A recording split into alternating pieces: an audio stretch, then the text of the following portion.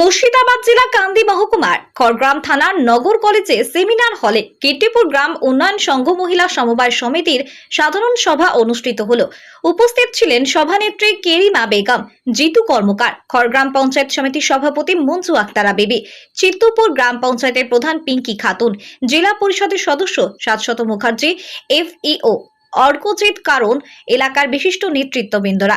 এই অনুষ্ঠানে মূলত 23-24 সালে তাদের কর্মপদ্ধতি কি অবলম্বন করা হয়েছিল তার একটি রিপোর্ট পেশ করা হয় এবং এছাড়াও এই দিন আগামী 2024-25 সালের আগামী তাদের কি করণীয় স্বনির্ভর দলের জন্য তার একটা প্রস্তুতি সভা এই দিন অনুষ্ঠিত হলো। তাদের সমস্ত প্রোগ্রাম, আগামী প্রকল্প, বার্ষিক সম্মেলন সকলের সামনে উপস্থাপন করা হয় এই দিন। খড়গ্রাম থেকে আকরাম রেজার রিপোর্ট, নিউজ NGM। একটি অঞ্চলের সমবায় সংঘ যার সদস্য সংখ্যা 7,800, খুব ছোট ব্যাপার নয় এটা। 7,800 জনের একটি দীর্ঘক্ষণ আপনারা এসেছেন। কেরিমাজি খুব সুন্দর করে আপনাদের এই যে আজকে AGM সভা, বার্ষিক যে সাধারণ সভা কীর্তিপুর আদর্শ সমবায় সঙ্গে, এই সভায় আইনে আমরা বুঝতেই পারতাম না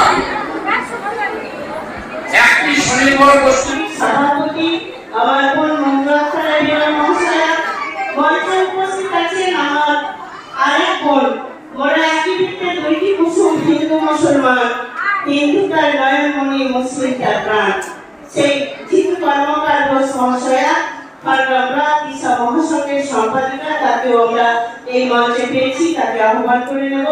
আমি বিগত 23-24 সালে যে কাজ করেছি, যে কর্মপদ্ধতি নিয়েছিলাম SHGদের জন্য, যেটা ভেবেছিলাম সেটা আমরা কতদূর করতে পারলাম তার পূর্ণাঙ্গ রিপোর্ট, এবং রাজ্য সরকারের কাছে এই প্রকল্পের জন্য যে টাকা পয়সা পেয়েছিলাম সেটা আমরা বার্ষিক সভায় তার খাতিয়ান আমরা তুলে ধরলাম, এবং আগামী 24-25 সালে আমরা কি কাজ করব, এই স্বনির্ভর দলের জন্য যে পরিকল্পনা নেব, সেই পরিকল্পনা নেওয়ার জন্য একটা প্রস্তুতি আজকে আমরা নিলাম।